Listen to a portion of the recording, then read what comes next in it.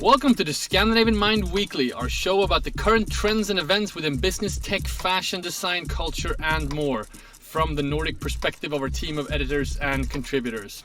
Today on the program, we visit the new exhibition by fashion and art photographer Elizaveta Porodina at the Fotografiska museum in Stockholm. Also, we talk about Generation Mute, why silence is becoming a thing. And later in the program, we are joined by our special guest, Olof Lindh, founder and CEO of the Swedish startup Kive, an AI-powered library for creators. We're going to learn more about what that is.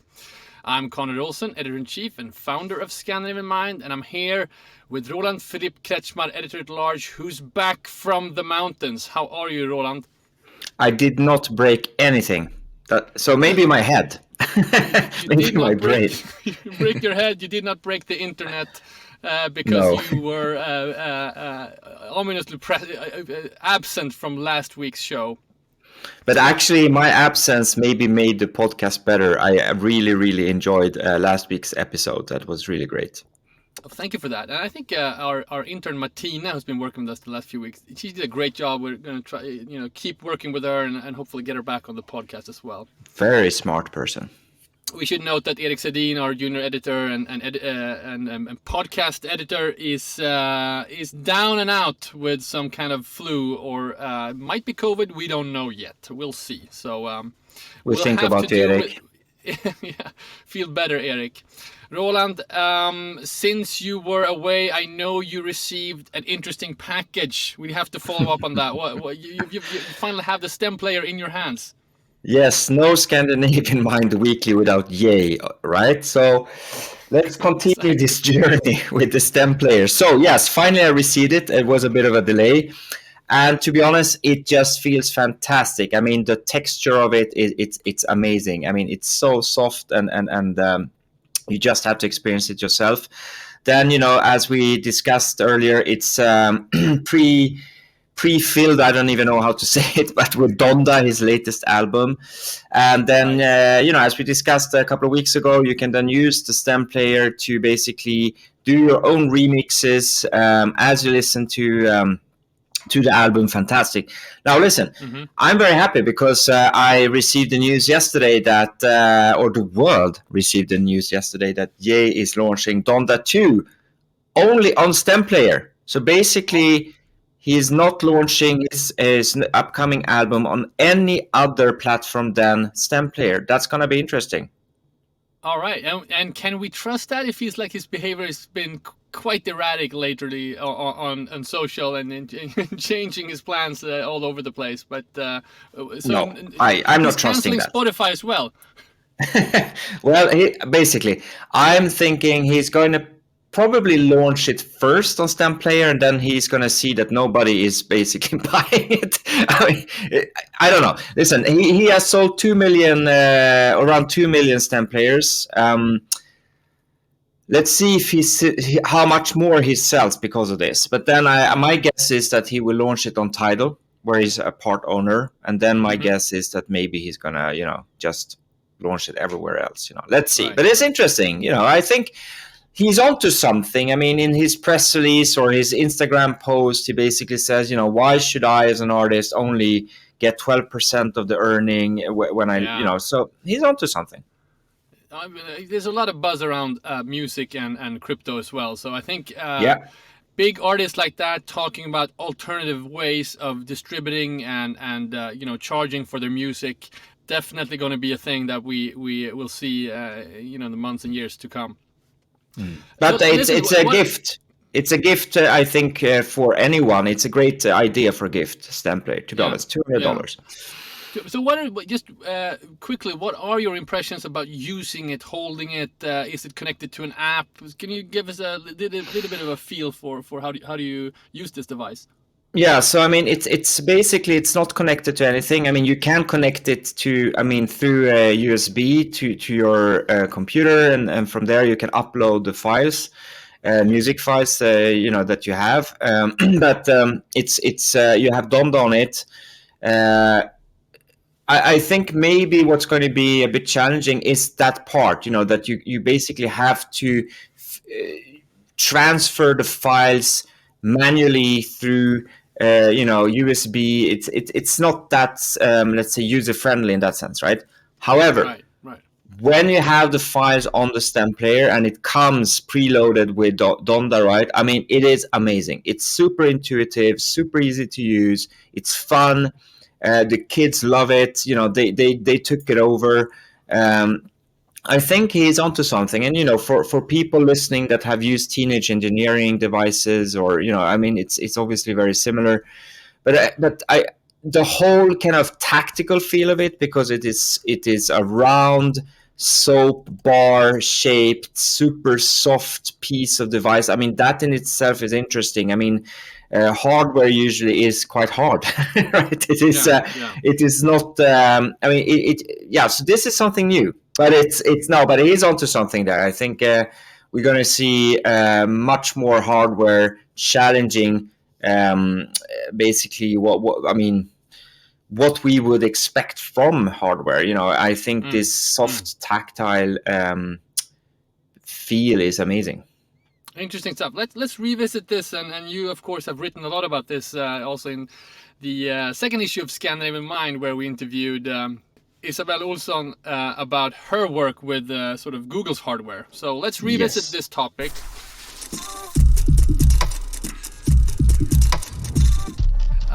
Moving on, I'd just like to quickly mention I kind of went all Roland, Philippe, Kretzschmar yesterday and went to a gallery opening, an exhibition opening. It's kind of your role here on Scandinavian Mind. I went to the Fotografiska museum, and Elizaveta Porodina, a Russian-born, German-based fashion and sort of art photographer who has an exhibition opening now. Super fascinating. I didn't know that much about this photographer before, but I knew of her pictures because she's been featured in a lot of fashion magazines the last few years. And actually the exhibition is basically based on works that she has done just the last 2 or 3 years. Were you aware of this photographer, Roland? Well, I mean, I heard the name, but to be honest, did not know so much about the work. I was not invited to this opening. You see, you're still the man here. I never get invited to anything, and that's sure you do. Not really, but that's okay. I can just view stuff online. It's fine. But listen, I'm curious, Konrad. Why did you like it? I think I liked it because naturally, working with fashion and fashion magazines, publishing for so long, I'm naturally curious of any photographer that really has a strong sort of voice or a strong sense of aesthetics. She really has a unique sense of aesthetic. The lighting is really unique. I actually talked to her, going. I actually had a chance to talk to her for a few minutes, and she mentioned that she actually doesn't do any post-production, or very little post-production. And what people always think about her work is that it's super sort of suggestive lighting and very expressive, and that a lot of that comes from post. But she says everything is done in pre-production. And for me, someone who works with, big clients like Dior, Moncler, and some of the big magazines as well, coming out and having this strong aesthetics and this strong voice that really is like moving into art. It's really fascinating to see. She's only 34 years old. They're calling her the rising star within fashion photography, and really, really want to watch. So that was super fascinating to me. And tell me about the event. So, the event was nice. I think we're still in this kind of period where people are waking up from COVID. You're still meeting people you haven't seen in a couple of years, people that in the industry and super friendly with, and so that's always a super nice thing. Fotografiska is a beautiful location in Stockholm. I just want to mention one thing before we move on, and that she had, which was pretty unique. You know, we all seen various takes on, Zoom photo shoots during the pandemic, and I've seen some really bad ones, and a lot of them are bad ones. But Elizaveta has done some, she's done some really amazing work done through Zoom photography, which is staggering. You couldn't tell it's done through a computer. And then there's some famous pictures of a pregnant Chloe Sevigny photographed. Obviously she was in the apartment, and Elizaveta was in her studio in Berlin. So I mean that alone is worth visiting the exhibition for, and also just the body of work, the breadth and width of what she's created just the last 2 or 3 years is amazing. So good recommendation. Fantastic. Great. Well, that sounds like a good tip then for anyone visiting Stockholm in the next couple of weeks. I think so, and I think with the restrictions now lifted, we're gonna see more about from these types of events and openings in the weeks and months to come. So how was the noise level in this event? The noise level, pretty calm, pretty busy. Actually, it was pretty busy in the dinner, because they had a DJ blasting throughout the dinner, and we all of us that were 40 plus, we were sort of asking the organizers to lower the sound. But I know why you're asking, because this is a perfect segue into our next topic, right? Generation Mute. What is that? Well, I mean, this is quite typical of the times we live in, right? I mean, there's sound everywhere. You're at the dinner. There's the DJ. You listen to podcasts. You listen to music. There's basically you watch movies online. I mean, everywhere there's sound, right? And I think there's this counter trend now, looking into how to find silence in everyday life. So I think if you look at sales of noise cancelling headphones in the last couple of years, I mean, they're booming. That speaks to the trend, right? I mean, a lot of people, including myself, are using noise cancelling headphones not to listen to something, but actually to just cancel noise, right? Yeah. So I think it is pretty fascinating, and I have myself gone to silent retreats on a few occasions, like 10 days in total silence. And, when you come out, you basically feel totally reborn. So I understand this need for silence. What is your take on that? I hate sound. I mean, I'm super sensitive to sound. I always want it as quiet as possible at home. I don't like music in the background, and I'm really, I don't know why that is. I haven't thought about it that much, but I know, and I'm very uncomfortable in environments with a lot of people talking. But the worst, I think the worst part is with people listening to having their devices on loud, and parents not having the discipline with their kids on their iPads and that type of stuff. So I mean, there's been as you say, there's been quite a lot of talk the past few years about maybe we should have some new social rules around this stuff, because there's so much more new sounds all around us, right? And what's interesting also is that a lot of people, including myself, are watching, for example, Netflix, muted. Yeah. So that's quite interesting if you think about it as a filmmaker. Really? Yeah, you watch it muted because you want to follow the kind of the script, the story, but you don't want to get the sound. So that is, I mean, and I even do it at home. So sometimes I just have the show on, totally muted on the TV, and I just watch the show. Quite interesting. That's interesting. But I think also if you're a sort of podcast listener, which I am, so I listen to a lot of podcasts. That's a way for me to sort of consume information and knowledge about what's happening. I have to really think about shutting it off and try. I'm really trying to find moments in my day, if I'm walking to the office for 15 minutes or so, trying to do those activities silent, sometimes with the silent headphones on but nothing playing, because you really need that sort of those moments during your day where your thoughts just can meander, right? Yeah, and also if we look at how most people work nowadays, I mean, white collar workers at least, in these open landscapes, you're always kind of on, you're always available. People roam around in the office space, talking, chatting, laughing. I mean, that's fine. I love social interaction, but it's also extremely disturbing, right? So yeah, let's see what's going to happen. But I've seen, for example, when it comes to office design trends, I mean, we are now seeing kind of individual offices coming back. So that could maybe be something that we touch upon in the podcast. Yeah. I mean, have you been reading up on this topic? Is there any changes in terms of generations? Well, I think this whole working from anywhere trend also fits into this. So basically, if you're used to work from home, you can then create your own safe space. If you want music, have music. If you want silence, have silence. But when you're in these normal, let's say, office spaces, open floor office spaces, you're basically forced to socially interact. You're forced to have noise constantly around you, etc. So what I've seen is, and we can do some more research, but I've seen some counter trends now also to office design, where they now create these individual rooms basically for people to hide in.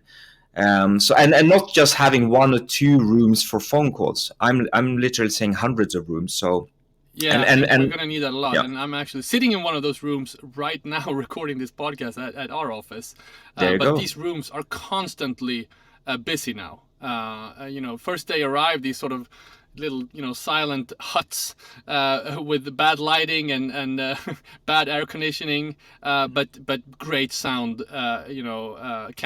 like noise cancellation from the office around it. But I can tell now, especially when the restrictions lifted, these places are filled every day. They're really hard to get.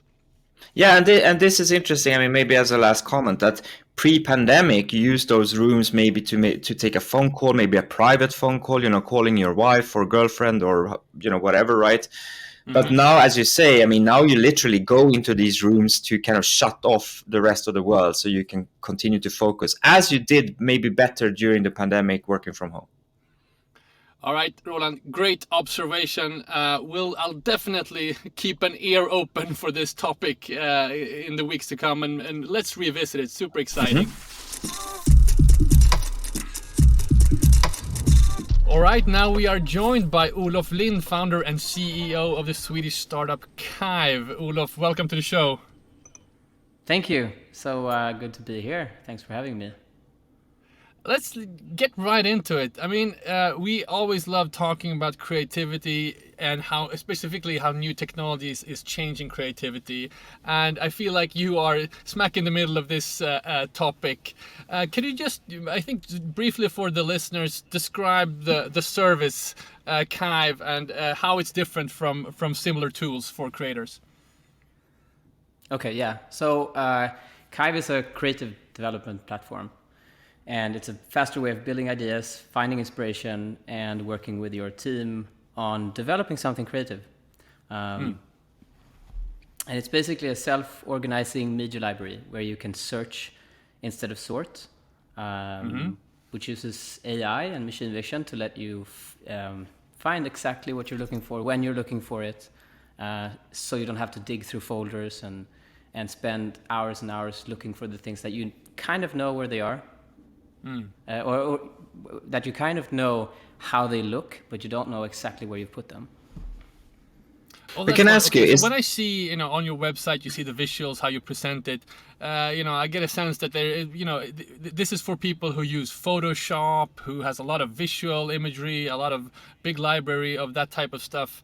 Can you talk about how this is different from a traditional, file sorting system? I mean, how is AI, used in this situation? Yes. So a normal file sorting system works like this.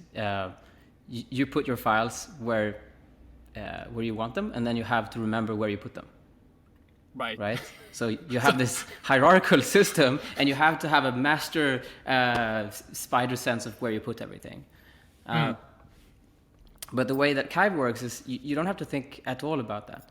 It's we say that it's a self-organizing library, and the point of that is you never have to think about where you put things. You just need to know what the image looks like, and then you can find it.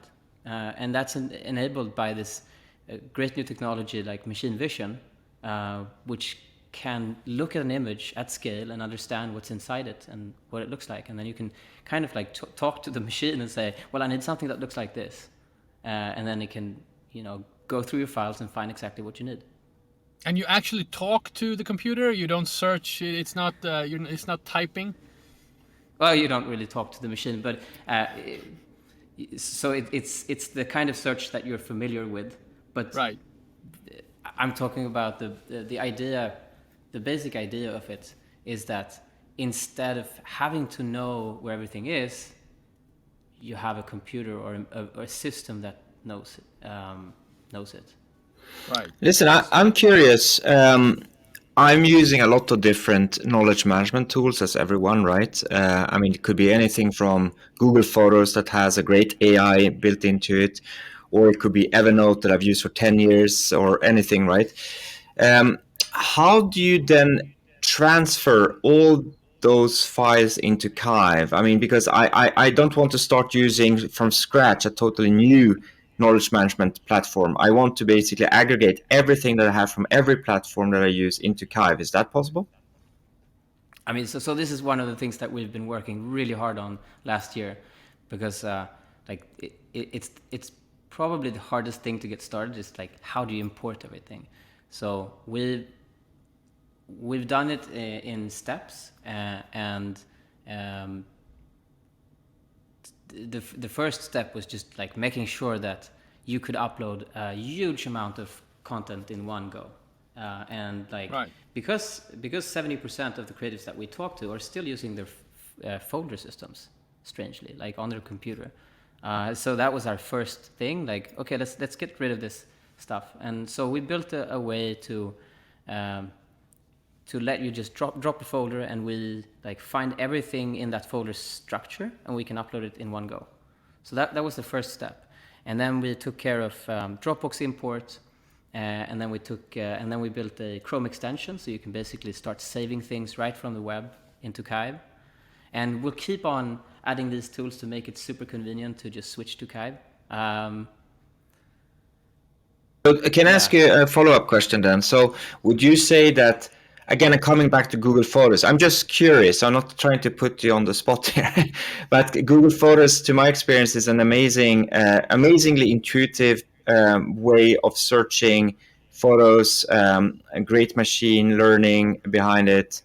But that is, I would say, mainly then focused at, private users, maybe taking photographs of their kids and blah, blah, blah, So is Kive at all aimed for the private user, or is this kind of for the business user, for the professional?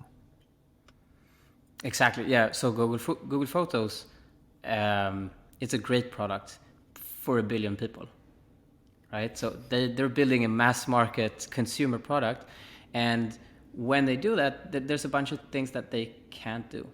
And we're instead focusing on creatives, and creatives have a different set of problems than you do as a private person. So Kive is not for your family photos. Kive is for creative work. And with that focus, we can do a lot of things that Google cannot do. So give me some examples, some features then that are unique to Kive. Yeah, okay.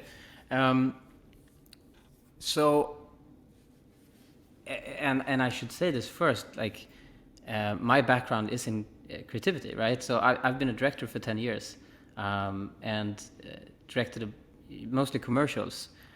And what I discovered in that job was that a huge part of my job is just communicating with other people who are working on the same thing, and making sure that everyone sees the same idea. That if we don't see the same idea, we're going to pull in a million different directions. So the number one thing is that if you're working a number of creatives on a project, you all have to kind of see the same vision.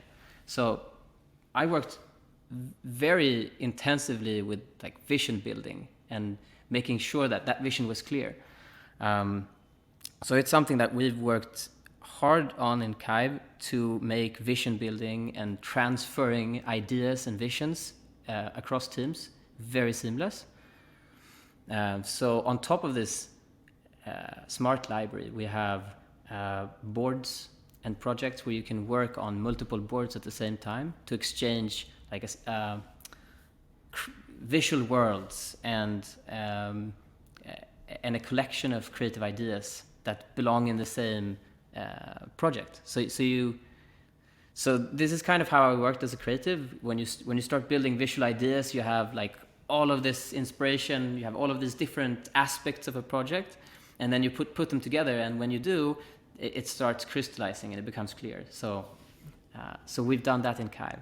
And something else we did recently is we try to solve the problem that I've had a lot as a director in film, where all the inspiration that I have comes from film. So I would spend a huge amount of time just basically screenshotting films.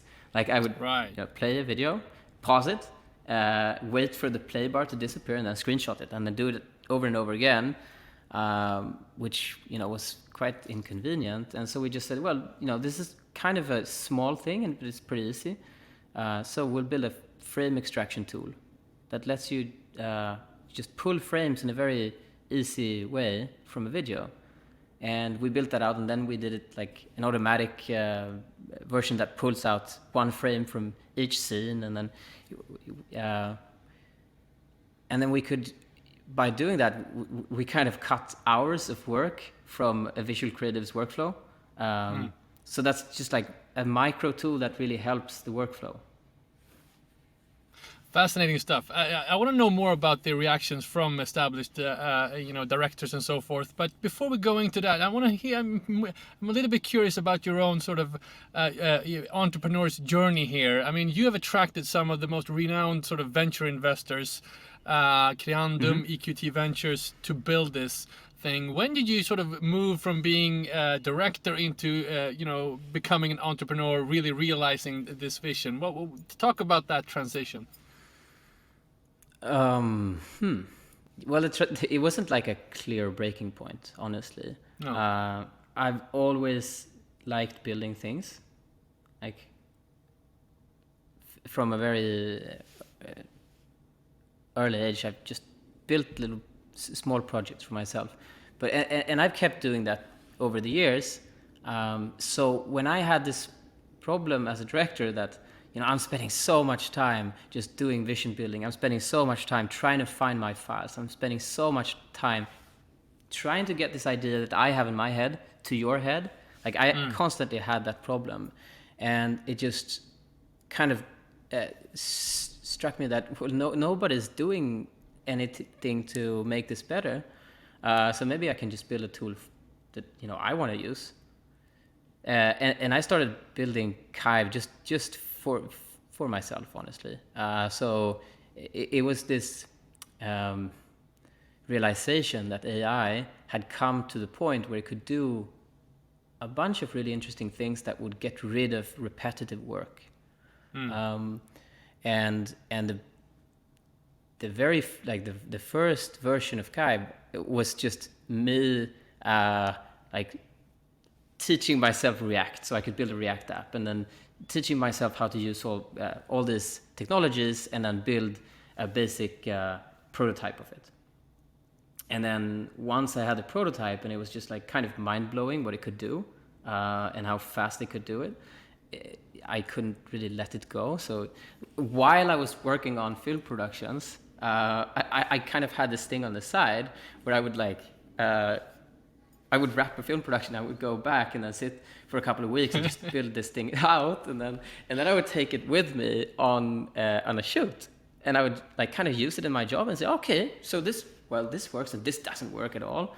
So so I could kind of give a feedback on the product and then work on it, and I did that over and over for a long time. Well, So how? When did you decide like this? I want to make this a company. I want to make this. I want to realize this vision and help others with it. Well, I started inviting a couple of friends and colleagues to it, and they were kind of like, oh wow, this is cool. And then can I invite this person to it too? And it's started growing a bit, like still quite controlled and small, but I realized, wow, this is not something that like it's not a problem that only I have. Like probably like every other director has it. And then I started thinking about it, like, oh, well, actually, probably every visual creative has a variation of this problem where you try to like move an idea, a visual idea that you have in your head to someone else's head. And then it just like, wow, I realized this could be huge. So I spent some more time on it. And then at some point it was just like, well, this is going to be a race, and this is going to be a global, like this kind of product will exist. Like there will be, someone will build this product for the world, like on a global scale, and someone will win this market. And if I don't move really, really fast here, it's not going to be me. Exciting stuff. So I have one more question, and then Roland, maybe a final one from Roland. So talk about where you are in terms of your sort of entrepreneur's journey. Are you in beta mode? How many users do you have? And and what's the roadmap ahead? Where do you hope to be in like a year from now? Well, we're in private beta, so you can sign up on the waitlist, or you can get an invite by an existing user to get access. But it's a fully functional platform, and it's on the web. You don't have to install anything, so it's just like you sign up and then you can start using it as soon as you get access, and it works. Like all the AI stuff, all the tools are there, and we. It seems a lot of people have this problem, right? So we have users in more than 70 countries already. So it's not like a localized problem. It's a pretty big and wide problem. I think the opportunity in the market is huge. So there are today, I think 50 million creative professionals in the world. And then like that's people who work full time with creativity. But then I think there's this really profound shift in the world where a lot of people are becoming creatives. They're not like selling their creativity. They're not working in advertising agencies or production companies, but they're like a couple of hours a day, they're being creative. So it's like there's a completely new market emerging, and I think it's a really cool place to be, because once that group of people gets more advanced, they will need to work in a similar way that I've done all my life, or all my working life as a creative professional, as a director. That mode of working will then be adopted by this new wave of creatives, I think. Exciting stuff. Roland, do you have a final question? Yeah, no, I think it's fascinating. I'm waiting for my beta application to be approved so I can access the platform and test it out. Did you sign up on the waitlist?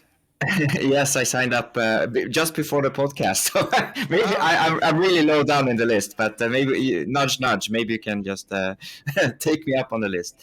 No, but jokes aside,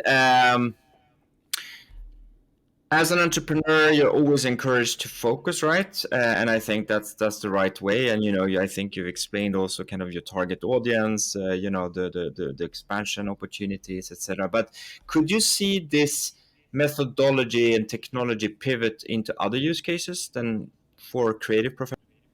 I think that it's not a problem that creative professionals only have. So like the way I see it, there are a number of things that are happening in the world right now that makes that are driving change. So obviously there are platforms that didn't exist 10 years ago, and with those platforms, more people start communicating and being creative and building a platform by being creative.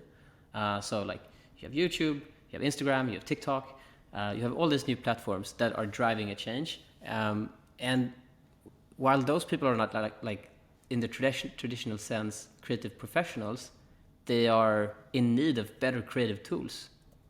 So I think that's a really interesting market. I don't think we'll move into private family photos in a while. So we'll focus on like creative work. But yeah. All right, Olof Lindh, founder and CEO of the Swedish startup Kive, obviously short for archive, I would imagine. Yes. Thank you so much for coming on the podcast. Good luck with your venture, and we look forward, staying in touch and following your journey. Thanks for having me. All right, that was the show. Thank you, Olof, for joining. Roland, what are you looking forward to in the week to come? Well, there's a lot of work, obviously. Spring might come, who knows, right? But I'm also excited about a new podcast format on the topic of art, contemporary art and future of art. So yeah, just a small teaser. It's coming soon on a platform near you. All right, exciting stuff. No, that was a real teaser. I'd love to talk more about that, but let's wait when it's really closing in. Obviously, we are super busy now, also tying the knots and putting the last touches on Scandinavian Mind issue 3. Which I'm super excited about. We're also planning the events circling around the launch of that end of March, beginning of April. Another teaser. So people on our email list, please sign up to scandinavianmind.com/newsletter to perhaps get an invite to our upcoming launch event. That was the show. Roland, thank you so much for this week. Until next week, enjoy the weekend. You too, Konrad.